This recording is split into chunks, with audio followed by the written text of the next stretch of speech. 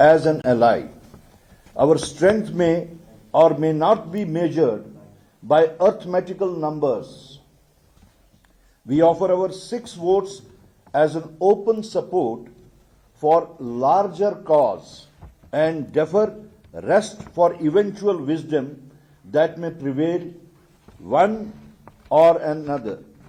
All the 6 party legislators, namely Shri G. A. Mir, Pirzada Muhammad Saeed, Shri Nizamuddin Bhatt, Advocate Irfan Hafiz Lone, and Shri Iftikhar Ahmed, were part of entire discourse and decision along with me.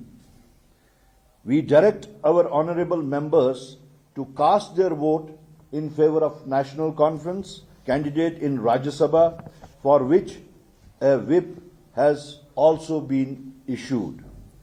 I would also like to place on record that Mr. Shami Oberoi, as interlocutor with us, turned negotiations into understanding and differences into dialogue.